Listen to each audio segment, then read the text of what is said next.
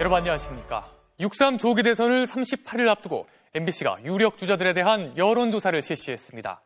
3자 대결을 가정한 조사에서 민주당 이재명 경선 후보가 국민의힘 대선 후보들을 크게 앞서는 것으로 나타났습니다. 모든 주자들을 놓고 실시한 선호도 조사에서도 이재명 후보는 43%로 압도적인 1위였습니다. 처음 조사 대상에 포함된 한덕수 권한대행은 10%를 기록했습니다. 먼저 고재민 기자가 보도합니다. 다음 대통령 선거가 3자 구도로 치러진다면 누구에게 투표할 건지 물었습니다.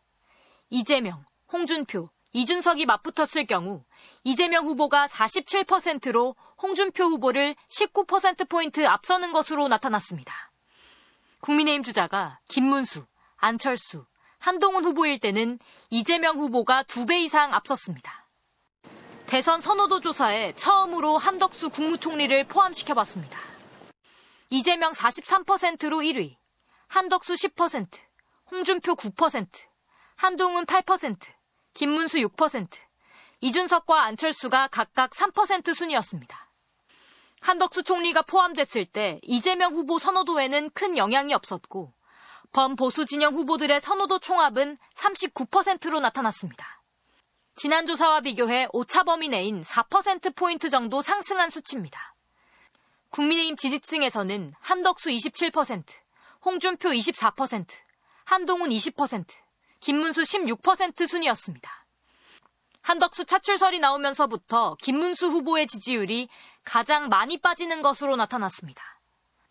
누가 국민의힘 최종 후보가 될 것으로 예상하는지 질문에는 한동훈 24%, 홍준표 23%, 김문수 17%, 안철수 4%로 나타났는데 국민의힘 지지층으로만 좁혔을 땐 한동훈 28%, 홍준표, 김문수 27%, 안철수 3% 순이었습니다. 지금 지지하는 후보를 계속 지지하겠느냐는 질문에는 계속 지지하겠다 78%, 다른 후보로 바꿀 수 있다 22%로 집계됐습니다. 오는 6.3 대선에 반드시 투표하겠다는 응답은 83%였습니다.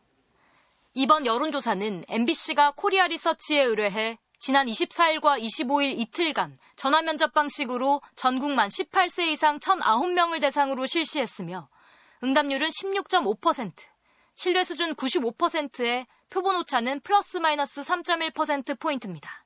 MBC 뉴스 고재민입니다. 이번 여론조사에선 한덕수 국무총리의 대선 출마에 대한 생각도 물어봤는데요. 범보수 주자 중에선 가장 큰 선호도를 보였지만 정작 대선 출마에 대해선 반대한다는 답변이 60%에 달했습니다. 반대하는 이유로는 비상계엄 사태의 연관성 의혹 때문이라는 답변이 가장 많았습니다. 이어서 공윤선 기자가 보도합니다. 한덕수 권한대행 총리가 이번 21대 대통령 선거에 출마하는 것에 대해 어떻게 생각하느냐고 물었습니다. 반대한다가 60%로 찬성한다는 응답 32%보다 28%포인트 높았습니다. 더불어민주당 지지층에선 87%가 반대했고 국민의힘 지지층에선 66%가 찬성한다고 답했습니다. 자신이 중도라고 말한 사람들 가운데서는 66%가 한 총리의 출마를 반대했고 정치 성향을 밝히지 않은 응답자에서도 반대가 41%로 찬성보다 많았습니다. 보수 성향에서만 찬성이 61%로 반대 35%를 크게 앞질렀습니다. 출마 반대 이유로는 비상계엄 사태 연관성 의혹이 31%로 가장 높았고 그 뒤로는 윤석열 정부 실패에 대한 책임, 대통령 권한대행으로 중립성 위반 순이었습니다.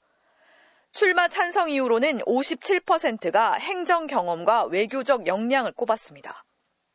이번 조사에서 정권 교체가 돼야 한다는 응답은 54%로 정권 재창출 36%보다 18%포인트 높았습니다. 정권 교체를 원한다는 답변은 지난 1월 29일 50%를 찍은 이후 지속적으로 상승하는 추세입니다. 새로운 대통령 집무실에 대한 질문에는 용산 대통령실에서 시작하되 청와대로 이전해야 한다가 44%로 가장 높게 나타났습니다. 모든 지역과 연령대에서 이런 경향을 보였는데 보수 성향과 국민의힘 지지층에서만 기존 용산 대통령실을 계속 사용해야 한다는 응답이 가장 많았습니다. 윤석열 전 대통령 지지층 중심의 신당 창당 움직임에 대해서는 반대한다는 응답이 75%로 나타났습니다. 보수 성향 응답자들조차 67%가 반대한다고 답했고 국민의힘 지지층에서도 반대가 70%였습니다. 이번 21대 대통령 선거에서 반드시 투표하겠다는 답변은 83%로 나타났는데 민주당 지지층에서는 92%, 국민의힘 지지층에서는 88%가 반드시 투표하겠다고 답했습니다. MBC 뉴스 공윤선입니다. 오늘 열린 민주당 호남권 경선에선 이재명 후보가 88.7%를 득표하며 또다시 압승을 거뒀습니다. 민주당은 내일 최종 후보를 선출하는데요. 이 후보가 민주당의 상징적인 지역인 호남에서도 압승을 거두면서 본선 직행 가능성이 더 커졌습니다. 이기주 기자가 보도합니다. 호남권 경선에서도 이변은 없었습니다. 지난주 충청과 영남 경선에서 약 90%의 득표율로 압승을 거뒀던 이재명 후보는 오늘 치러진 호남권 경선 선거인단 투표에서도 88.7%를 득표해 누적 득표율 89%대로 압도적 1위를 유지했습니다. 호남이 저 이재명을 선택해서 네 번째 민주정부 한번 만들어 보시겠습니까? 호남이라고 적힌 혜태 타이거즈 유니폼을 입고 등장한 김동연 후보는 7.4%를 얻어 2위를 지켰고 대한민국의 경제 도약 기필코 이뤄내겠습니다. 대한민국 경제 지도 반드시 다시 그리겠습니다. 지역주의 극복을 내세운 김경수 후보는 3위를 유지했습니다. 민주당의 험지 영남에서 지역주의의 벽을 넘어왔습니다. 우리 당을 전국 정당으로 만들기 위해서 앞장서 왔습니다. 민주당의 텃밭이자 정치적 상징성이 높은 광주를 방문한 새 후보는 모두 5.18 광주 정신과 김대중 정신의 계승을 강조했습니다.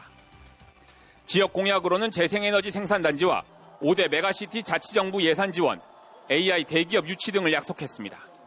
특히 이재명 후보는 그동안 불거진 호남 홀대론을 의식한 듯 호남 민심에 대한 공감을 나타냈고 민주당을 가장 열성적으로 지지했음에도 내 삶은 크게 변한 게 없다는 이 호된 질책을 아프게 받아들입니다. 비명계로 분류되는 김경수 후보와 김동연 후보는 당의 단합과 통합을 강조해 눈길을 끌었습니다. 여러분, 우리는 하나입니다. 우리는 한 팀입니다. 분열과 배제의 언어, 우리 이제 결별합시다. 모든 국민의 민주당이 되어야 합니다. 충청과 영남, 호남 경선 일정까지 마무리되면서 민주당의 대선 후보 선출을 위한 순회 경선은 선거인단의 60%가 몰려있는 수도권, 강원, 제주 일정만 남게 됐습니다. 이재명 후보가 호남권 경선에서도 대세론을 확인한 가운데 민주당은 내일 수도권, 강원, 제주 경선을 거쳐 국민 여론조사 결과를 합산해 최종 후보를 선출합니다. MBC 뉴스 이기주입니다. 국민의힘은 오늘 경선 4강 주자들의 마지막 합동 토론회가 열렸습니다. 탄핵 반대와 탄핵 찬성 2대2 구도 속에서 각 후보들은 지지층이 겹치는 상대방을 골라 집중적인 공세를 펼쳤습니다. 김민영 기자의 보도입니다. 사자 토론에서 가장 첨예하게 의견이 갈린 건 12.3 비상계엄에 대한 사과 여부였습니다. 안철수 한동훈 후보는 사과해야 한다고 했지만 사과할 의향이 있으신지 세 후보 모두께 한번 묻겠습니다. 김문수 후보는 야당 탓으로 돌렸고 홍준표 후보는 최종 후보가 되면 사과 여부를 검토해보겠다고 했습니다. 제가 최종 후보 되면 검토해보겠습니다. 한동훈 후보는 같은 탄핵 찬성파인 안철수 후보를 겨냥했습니다. 비상계엄에 반대하고 탄핵에 찬성한다고 했지만 12월 3일 왜 본회의장에 오지 않았냐고 따졌습니다. 계속 본회의장으로 와달라고 문자 메시지를 계속 단톡방에 올렸잖아요. 그날 문자를 4개를 받았습니다. 홍준표 후보는 1대1 맞수 토론에서 한동훈 후보가 코박고 아부하는 사람이라고 자신을 비판한 데 대해 반박 사진들을 공개하며 역공을 펼쳤습니다. 사진이 있다 없다 그랬는데 이 사진 다 가져왔습니다. 이거 이재명 후보한테 90도 절하는 사진이고. 후보들 간의 협공도 있었습니다. 김문수 후보는 전국을 5대 메가폴리스로 만들겠다는 한동훈 후보의 공약이 비현실적이라고 비판하면서 홍준표 후보를 끌어들였습니다. 그런 메가폴리스를 2년 만에 5개를 한다는 거, 이런 것들이 홍준표 후보께서도 대구시장, 경남지사를 해보셨지만 이런 게 가능한 이야기겠습니까? 저는 깜짝 놀랍니다. 예? 불가능해요. 홍준표 후보는 일제시대 우리 국민이 일본 국적이었다는 김 후보의 발언을 문제 삼으며 역사의식을 비판했고, 안철수 후보는 김문수 후보가 주장했던 부정선거론을 파고들었습니다. 부정선거에 대해서 음모론자라고 이제 제가 받아들이겠습니다. 음모론자라는 말씀 안 되고요. 한덕수 차출론이 언짢냐는 질문에는 안철수 후보만 그렇다고 대답했고, 나머지 세 후보는 그렇지 않다는 입장을 보였습니다. 4강 주자들에 대한 토론을 모두 마친 국민의힘은 내일과 모레 이틀간 2차 경선을 실시합니다. 당원 투표 절반과 국민 여론조사 절반이 반영되는데, 만약 과반 득표자가 없으면 다득표 2명을 상대로 3차 경선을 거쳐 다음 달 3일 최종 후보를 확정합니다. MBC 뉴스 김민영입니다. 오늘 오후 강원도 인제군의 한 야산에서 불이 나 연기가 고속도로를 덮치고 주민들이 긴급 대피했습니다. 건조한 날씨 속에 최대 초속 12m에 달하는 강풍까지 불면서 대형 산불로 발전할 가능성이 있을 때 내려지는 산불 대응 2단계가 발령됐습니다. 산불 현장에 나가 있는 취재 기자 연결해 보겠습니다. 김준겸 기자, 아직 불이 다 꺼지진 않은 거죠? 그렇습니다. 산불 발생 7시간이 다 되어가는데 아직 진화 작업이 계속되고 있습니다. 제가 있는 이곳 현장 지휘소까지 매캐한 연기가 번지고 있어서 눈을 제대로 뜨기조차 어려운 상황입니다. 산불은 오늘 오후 1시 11분쯤 강원도 인제군 상남면 하남리 주변 야산에서 처음 발생했습니다. 당시 제보 영상을 보면 산 중턱에서 희뿌연 연기가 크게 피어오르더니 순식간에 주변 고속도로 옆으로 퍼지는 모습을 확인할 수 있습니다. 차량 운행이 어려울 만큼 연기가 매섭게 도로를 덮치는 모습도 포착됐습니다. 산림당국은 오후 4시 45분 산불 대응 2단계를 발령하고 오늘 하루 최대 헬기 32대와 인력 339명을 동원해 산불 진화에 총력을 기울였습니다. 산불 현장에는 현재 최대 풍속이 초속 12m에 달하는 강한 바람이 불고 있는데요. 산불이 주변 지역으로 번지면서 인제군은 주민 300여 명을 기린 실내체육관 등으로 긴급 대피시켰습니다. 주변 군부대 역시 산불 확산 상황을 예의주시하고 있습니다. 또 산불 현장 주변에 있는 서울 양양 고속도로는 오후부터 동홍천 나들목과 양양 나들목 양방향 차량 운행을 통제하고 있습니다. 다만 아직까지 인명피해는 없는 것으로 전해지고 있습니다. 산림청은 저녁 7시 30분 기준으로 진화율이 93% 정도라고 밝혔지만 산 곳곳에서 불길이 바람을 타고 다시 발화되고 있습니다. 산불 영향구역은 60헥타르로 추정되는데 산림청은 화선 5km 가운데 3km는 진화를 마치고 남은 2km를 진화하고 있다고 설명했습니다. 날이 어두워지면서 헬기 작업이 어려운 만큼 산림당국은 일단 최대한 확산을 막으면서 내일 날이 밝는 대로 헬기를 투입해 진화를 마친다는 계획입니다. 지금까지 강원도 인제 산불 현장에서 MBC 뉴스 김준겸입니다. 경기도 고양의 한 공사 현장에서 흙더미가 무너지면서 노동자 2명이 매몰돼 1명이 목숨을 잃는 안타까운 사고가 일어났습니다. 전북 익산에선 부모를 숨지게 한 뒤 아파트 복도에서 또 다른 사람을 다치게 한 30대 남성이 경찰에 붙잡혔습니다. 변윤재 기자가 보도합니다. 도로 옆으로 공사를 위해 파놓은 땅에 한가득 흙이 쌓여 있습니다.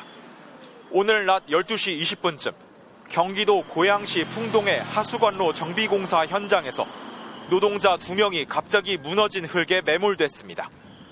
땅이 무너지지 않도록 버팀목을 설치하다 흙이 무더기로 쏟아진 것으로 전해졌습니다. 흙머리를 해고 다 준비를 해서 준비를 해고 처음 땅을 파가지고 사람 중에 이제 있거든요. 30분 만에 구출된 노동자 1명은 병원에서 치료를 받고 있지만 다른 1명은 1시간 넘게 매몰돼 있다 숨졌습니다. 경찰은 현장 관계자 등을 상대로 안전 수칙을 제대로 지켰는지 조사하고 있으며 중대재해처벌법 적용 여부를 살펴보고 있습니다. 전북 익산에선 부모를 흉기로 찔러 살해한 30대 아들이 경찰에 붙잡혔습니다. 이 남성은 낮 12시 50분쯤 익산시 부송동의 아파트에서 아버지와 어머니를 잇따라 살해하고 아파트 복도로 나와 주변에 있던 보일러 작업자에게도 흉기를 휘둘러 다치게 한 혐의를 받고 있습니다. 남성은 범행 이후 집 현관문을 걸어 잠그고 난동을 부린 것으로 전해졌는데 누나의 신고를 받고 출동한 경찰은 소방당국과 함께 강제로 문을 열고 체포했습니다. 경찰은 남성이 심리적으로 불안한 상태에서 범행한 것으로 보고 자세한 사건 경위를 조사하고 있습니다. MBC 뉴스 변인재입니다. 지난 월요일 선종한 프란치스코 교황의 장례식이 지금 바티칸 성 베드로 광장에서 열리고 있습니다. 광장에서는 전 세계에서 모여든 많은 사람들이 교황의 마지막 가는 길에 작별 인사를 했습니다. 바티칸 현장으로 가보겠습니다. 김민찬 특파원, 장례 미사가 끝이 났나요? 네, 이곳 시간으로 오전 10시부터 교황의 장례 미사가 시작됐습니다. 조금 전 교황의 관에 성수를 뿌리는 고별 예식이 끝이 났고요. 지금은 교황의 안식처가 될 산타 마리아 마조레 대성전으로 운구 행렬이 진행 중입니다. 이곳에서 약 6km 떨어져 있는데요. 교황청은 로마 시민과 전 세계 사람들의 작별 인사를 위해 1시간여에 걸쳐 천천히 이동한다는 계획입니다. 교황의 시신이 성 베드로 성당을 벗어나 안장되는 건 1903년 이후 처음인데요. 산타 마리아 마조레 대성전에서는 이슬람 교도와 난민, 노숙자, 인신매매 피해 여성 등 40명이 교황을 맞이하게 됩니다. 오늘 장례 미사에는 전 세계에서 20만 명이 참석했고 앞서 사흘간 진행된 일반 조문에도 약 25만 명이 찾아 조의를 표했다고 교황청은 밝혔습니다. 트럼프와 마크롱 대통령 등 국가 원수가 약 50명과 세계 170개국 사절단이 참석해 주요 외교 행사를 방불케 했습니다. 장례 미사에 앞서 트럼프와 젤렌스키 대통령이 종전과 관련해 짤막한 회동을 했다는 보도도 나왔습니다. 이제 차기 교황 선출에 관한 관심도 높아질 텐데요. 교황 선출을 위한 콘클라베 일정이 나왔나요?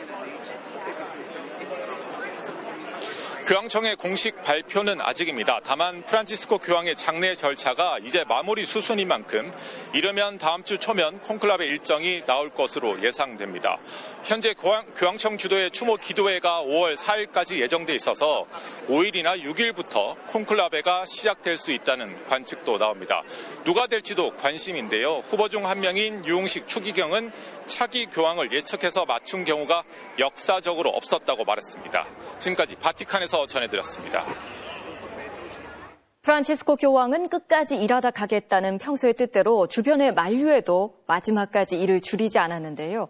힘없는 이들을 위해 사명을 다한 교황에게 존경과 애도를 보냅니다. 다음 뉴스를 전해드리겠습니다. 사이버 공격으로 가입자 정보가 유출된 SK텔레콤이 28일부터 모든 고객에게 무상으로 유심을 교체해주겠다고 밝혔는데요. 불안한 고객들이 주말인 오늘부터 대리점으로 몰리면서 긴 줄이 늘어서는 등 혼란이 벌어졌습니다. 당장 재고가 부족해 당분간 원활한 교체는 어려울 걸로 보입니다. 박소희 기자입니다.